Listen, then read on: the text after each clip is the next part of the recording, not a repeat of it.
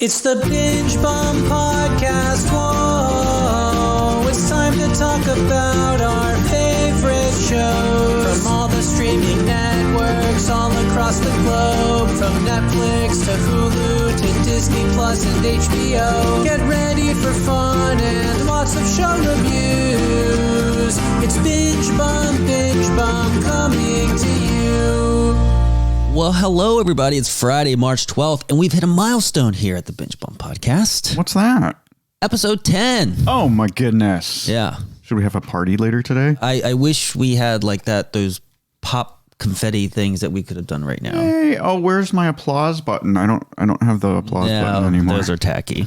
All right, let's get right to the news. Hey, Apple TV Plus's original sci-fi series, C, has been renewed for a third season before even season 2 has even aired, which is pretty cool. If you don't know what C is, it's where the human race has lost all sense of sight, but everything changes when a set of twins are born with sight. Mm-hmm. Apple TV Plus, of course, made the announcement ahead of season 2, and season 2 will consist of 8 episodes, and it's set to premiere later this year. We don't have a date on that yet. And if you like Jason Momoa, he's the biggest star in that series. Yeah, he's done a lot lately. He's Aquaman too, of course. He was on Game of Thrones. I think does he have a part in the new Justice League? I don't know. I assume everyone's in there. Everyone and their mother. Yeah. So he's probably in that too. Yeah. There was a meme going around about him earlier this week. What's that? It was a picture of him and these 2 bodyguards of his. The bodyguards were a good foot or foot and a half shorter than he is. And it's like, this is completely pointless. Why does he have bodyguards? I think I remember seeing that. They were like really short above him. What are you going to do? Yeah. Continuing on with news from Apple TV Plus, it's been announced Natalie Portman and Lupita Nyong'o are set to star in a new series for the streamer. It's going to be called Lady in the Lake. It's an adaptation of a murder mystery novel of the same name. Portman, who will portray Maddie Schwartz, she is a 1960s Baltimore housewife who kind of reinvents herself as an investigative journalist in light of an unsolved murder. Ooh, there's lots of unsolved murders on TV. Yeah. And Nyong'o, who will play Cleo Sherwood, be a hardworking woman juggling motherhood, multiple jobs, and being a black activist. So we'll see. We'll see how all that plays out. That sounds really good. You know, Apple TV has a really great slate. It's not a large slate of original programming, but they have really quality stuff. So I'm looking forward to both of these. Well, there was some other Apple TV Plus news. I'm saving it for next week because it came out right before press time, and I didn't really want to include it. Okay. But it's big news. They've signed a deal with Ron Howard's production company. Oh, that's cool. But I'll have more information about that next Friday. Awesome. Yeah. So Ron Howard, Apple TV, his daughter, Dallas Bryce, is over at Disney Plus. She's now directing episodes of Mandalorian. That's right. Of course, she's also starring in the Jurassic Park movies. She's got a lot going. That family's very talented. Very, very talented. I think she did a good job with the Jurassic Park series. Yeah. I wasn't too much into it, but it's played well. Absolutely. And Mandalorian, you can't not complain about. No, Mandalorian. Can't not complain. What else is happening? Hey, Disney Plus causes outrage over outages. Oh my goodness. If you didn't know it, and this is only if you are such a fiend of this series that you stayed up till 3 a.m. to get the first glimpse of it, then you may know this. But last Friday, March 5th, Disney Plus experienced an outage for thousands of people across different territories.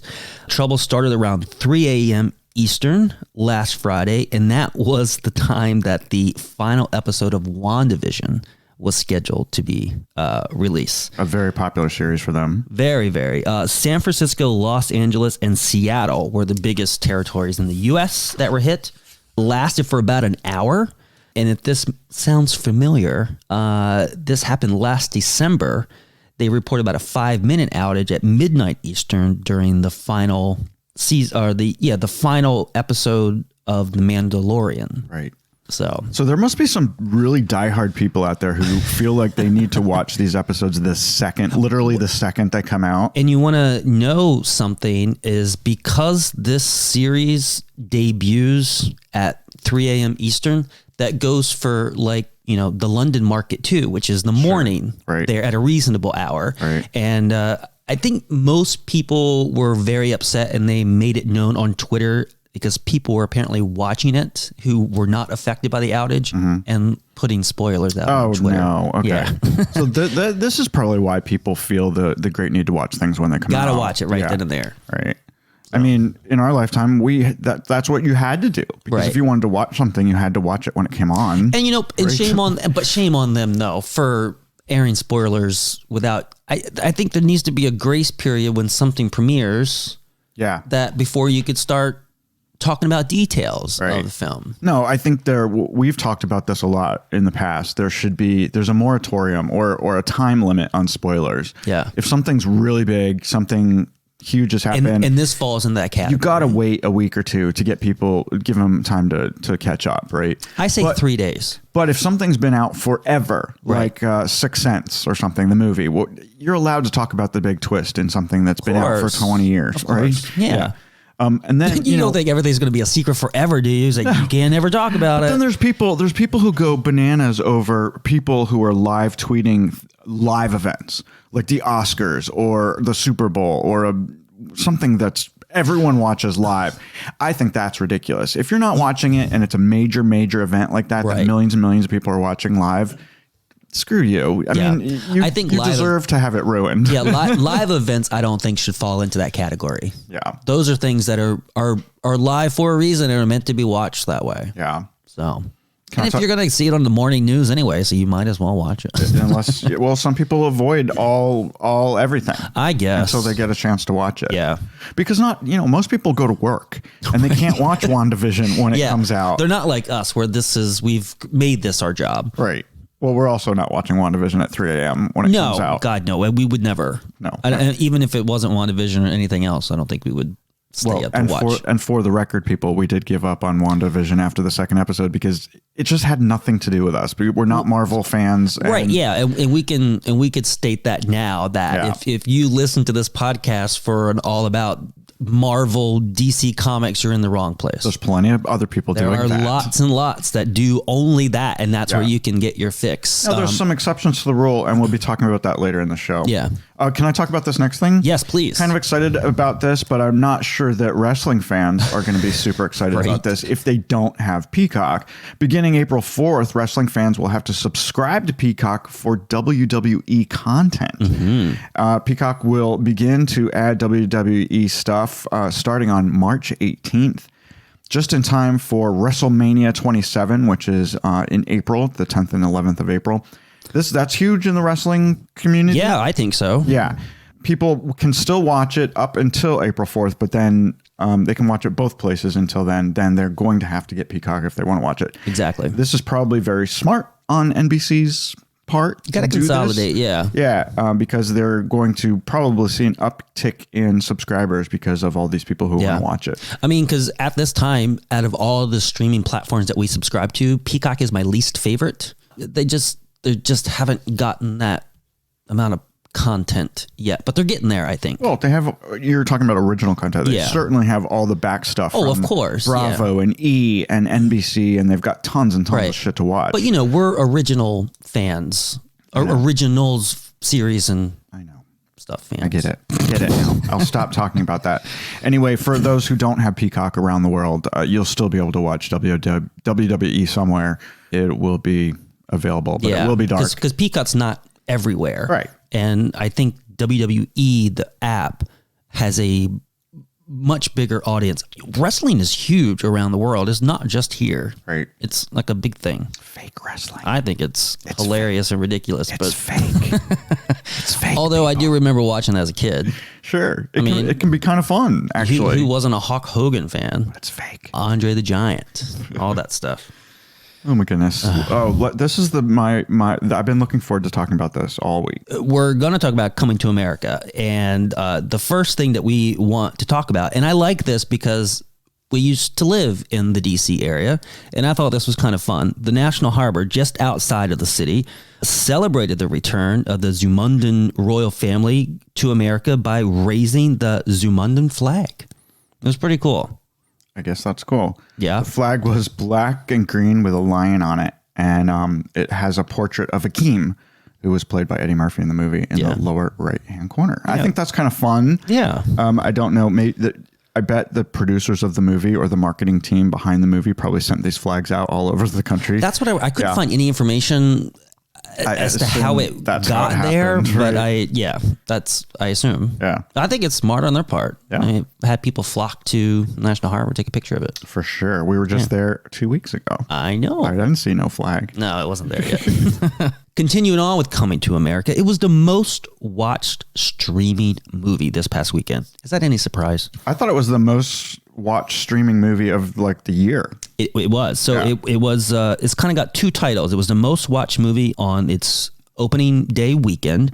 And it was also, it's currently the number one streaming movie in the last 12 months. Oh, of the entire last just the last 12 months. 12 months. Wow. Yeah. Well, and if you think about it, this is right 1 year ago, was right about when the whole pandemic started. Right. So it was. So it's big moves there. It beat out Paramount Plus's the SpongeBob movie Sponge on the Run. Sponge on the Run. Yeah. The big question is will it maintain that title after the premiere of Zack Snyder's Justice League, which is next week, and Godzilla vs. Kong, which I believe is in April. Both of those are on HBO Max. Cool. I suspect it will lose big time. It's going to lose that number one spot.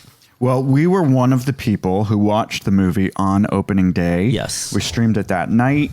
We did not stream it at 3 a.m. I assume that's when it came out. We watched it that night after dinner. And I, for one, got a huge kick out of it. Yeah. I told you I was going to, and I did. And it lived up to all my expectations. Is it a great movie? No. Is it anywhere near as good as the 1988 original? No. But it was I laughed out loud many times during that movie. Yes. I wanna say a line from the movie, but I will be breaking my rule. So I won't. I'll say it next week. Why is that? Oh, because it's it was a spoiler. Funny. It's not really a spoiler. It's not about what happened, but it was a funny line, and there are a lot of them. Yeah. Well, it got very mixed reviews. I mean, the critics were very divided on this movie. Yeah. There was 50% of them hated it, and 50% of them loved it. I'm in the 50% love category. I thought Eddie Murphy did an amazing job on this. Yeah. I mean, he brought back, he and Arsenio Hall, they don't age. Right. I don't understand how these men, it's been Arsenio 22 Hall years. is like ridiculously, he looks the same from the 90s as he does today. And the thing I loved about this is they really honored the original movie and all the characters they played. Because, they play all the characters in the barbershop scene. Right. Eddie played the main barber, and he also played the Jewish guy, Saul, that sits on the side. And then Arsenio Hall, of course, plays many characters in the movie. He plays Reverend Brown, the guy at the church. He played Morris in the barbershop. He played a witch doctor in this one, too, which was kind of fun. And then Randy Watson is back, the soul singer who sings Sexual Chocolate. Yes. All of the great little gags and stuff that they did in the original is back. And I think they did an excellent job. I thought it was very, very funny. Like you said, there were a lot of moments that were laugh out loud funny. We had a few of those. One of my favorite parts is I'm a huge 90s music fan. And who did they bring back? They had Salt and Pepper. And Vogue. And Vogue. And Gladys Knight. The music in this was great. It was a lot of fun. The music and dancing was really good. It's not a musical, but there are parts where, obviously they do that. Morgan Freeman is in it playing himself. Yes. There's Rick Ross is in it. He played a character. John Legend sings a song in the movie. Trevor Noah and Colin Jost are also do some cameos. And the new main characters in this one, in addition to Eddie and Arsenio Hall, Leslie Jones and Tracy Morgan, both from Saturday Night Live fame, they're both in it. Did a great job. Wesley Snipes plays a general who rules I love the name of this. The next country over is called Nextdoria. I thought that was kind of fun. Yeah. You know what? There's a rumor, I had not been able to verify it, but I like to think that it's true, is that the house that it was filmed in Zamunda is Rick Ross's house. No, Yes. I heard it was DJ Khaled's house. No, it's Rick Ross's house. Okay. Just looked it up this morning. Okay. Yeah. How cool All is that? I think that's awesome. Yeah. Also, John Amos from Good Times, he's back as Lisa's father. Lisa's back, of course. He Right. plays the Queen.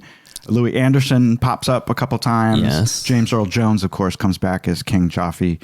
And here's another little behind-the-scenes information. James Earl Jones shot all of his parts all by himself. There was no one else in the room with him. Really? Because of COVID Right. and because of his age and his health is not so great. Wow. So in the scenes you see him with Arsenio Hall and Eddie Murphy, did not happen. Hey, They that's were- awesome. Yeah, 'Cause they that were not in the that looked same great. room. Yeah. That's cool. So that's kind of fun. I really recommend it, especially if you guys watched the first one and loved it as much Yeah. as I did. Another thing that you could do if you have a binging weekend, watch them both. Watch them both. Yeah. Have a little that could be matinee. cool. Yeah. Watch them both and a little break in the middle. Yeah, because Amazon has the original. Yeah. So fun. I will probably end up watching it again. There's a couple gags in there I want to see again. Also written by Kenya Barris, who is the creator and writer of Blackish. Really? Yeah. You know what I wish they would put out about this is, and maybe they will a little down the road after people have had a chance to watch it, is a gag reel. Because I bet they're hilarious. It's got to be out there somewhere. Right. Yeah. It's got to be. Yeah. Watch the movie, guys. Awesome. So if you don't know already, we recommend it. We do. 2 more bits of information that I scoured up after watching the movie. Eddie Murphy says he wants to do this again in 16 years when he's 75 years old, coming to America 3. Nice. In 16 years. We could look forward to that. It's like cicada season. Half the people are going to be dead by then. Right. He also is now at work on Beverly Hills Cop 4. Holy moly. Yeah. So that's kind of fun. Nice. Maybe we'll be talking about that in a couple of years. I hope so. I'm actually looking forward to the new Bad Boys with Will Smith and Martin Lawrence. Everything old is new again. I know. Yeah. It's going to be great.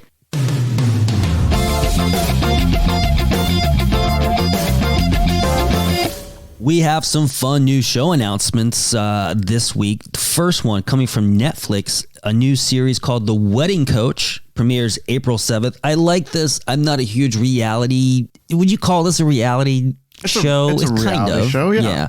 It's hosted by comedian Jamie Lee, who is on a mission to help 6 engaged couples overcome the stressful challenges that pop up before and on the big wedding day, with the help of lots and lots of funny comedians. I think it's going to be a fun show. I don't think the trailer gave it justice. I think it's going to be a pretty good show. I thought it looked like a fun show. It looks like half the shows on TV right now, but it's an interesting look at something different, right, from just a regular reality show. They're at least getting something done. And weddings can be very stressful. Exactly. And everyone needs help if you want to do it right. I mean, you could do a quickie Vegas wedding. You don't need any help doing that. Right. Or you could get Jamie Lee to come help you. Exactly. Because there's so much planning. There's too many balls on the court. Lots of balls. So The Wedding Coach has a cute little 2-minute trailer if you guys want to check it out. That drops Netflix April 7th. Yes. Continuing on with Netflix, April 2nd, a new series called The Serpent. You actually showed me this one. Inspired by real events, The Serpent reveals the story of serial con man Charles, how would you say that? Sabra? Yeah, something like that. Something like that. Who is that character who will be played by Golden Globe nominee Tahar Rahim. It just goes about trying to bring this con man to justice, and apparently it's full of mistakes and weirdness. Yeah, they're to get this guy. Yeah, they're dealing in behind bars. They're dealing in stolen jewelry, gems. Yeah. There's lots of chases, and it's very sinister looking. Yeah. You guys got to see the trailer to know what we're talking about. This is a series too. It's not a movie. Correct. It looks very, very good. It looks like it was really well done too. Yeah. So I'm excited about it. I don't know much about it beyond what we've said right now. Yeah. But it looks really good, and it's dropping just in a couple weeks. Yeah. This is my kind of thing that I like to watch. And the next one I am super excited about. Yes. April 30th, Apple TV Plus is going to premiere a new series called The Mosquito Coast. I kind of feel like I like this just because Justin Theroux is in it. Yeah. As well as Melissa George. It's going to be a 7-episode series, and it follows Ali Fox, who is played by Thoreau, who uproots his family for Mexico when suddenly they find themselves on the run from the U.S. government. We don't know why. We don't know why. I tried to look. The trailer doesn't give any details. Maybe that's a good thing. Yeah. I'm digging this. Yeah, it's very, it looks very mysterious. Yes. They run into lots of trouble in Mexico by the bad guys and maybe good guys too. We don't know if these people are bad or if they just mistaken identity. We don't know anything. Yeah, we have no idea what Thoreau's character has done or the family. We don't know. I've liked him for a long time. I liked him all the way back when he was in Charlie's Angels. That's what makes me excited about this, is that he's in it. Yeah, let's watch that. We're going to watch all these things. We have so much to watch. We're just really. My up next says it's full. Yeah. Okay. We're in trouble. Right.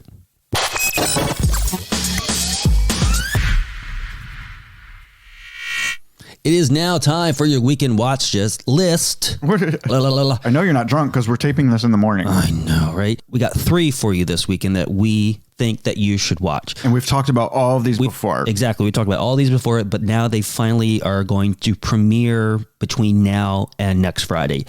First on our list is Kid 90. I think we talked about this last episode. This is going to premiere March 12th today on Hulu.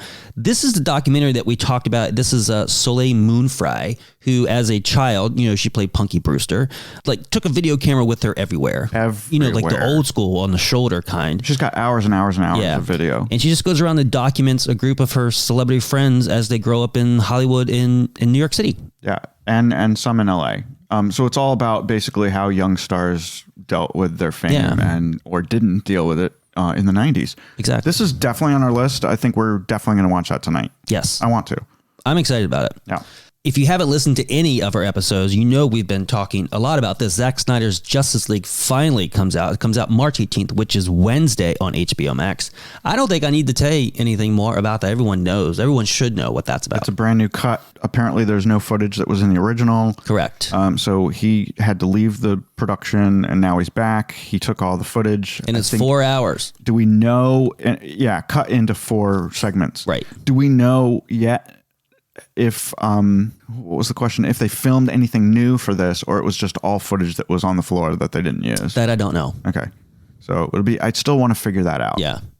I'm make a note. Make a note. Okay. All right. Also today on Apple TV Plus, the movie Cherry, which we've talked a lot about, Tom Holland and Sierra Bravo are going to be getting really kind of, it looks like a downer to me, actually. It seems sad. It's a love story that's gone astray, and he's in the war, he's in the drugs, robs a bank. It's going to be a roller coaster, that's for sure. But he's a good guy. Yeah, right? I think it's going to be like he does horrible things, but for the wrong reasons. Right.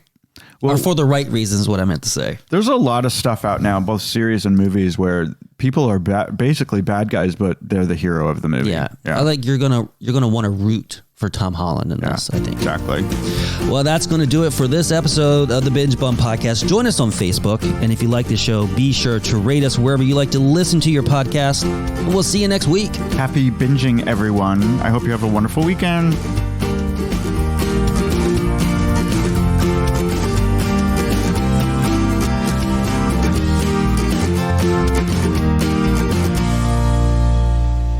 Thanks for listening to this episode of the Binge Bum Podcast. For more about what you just heard, locate the show notes at bingebum.com.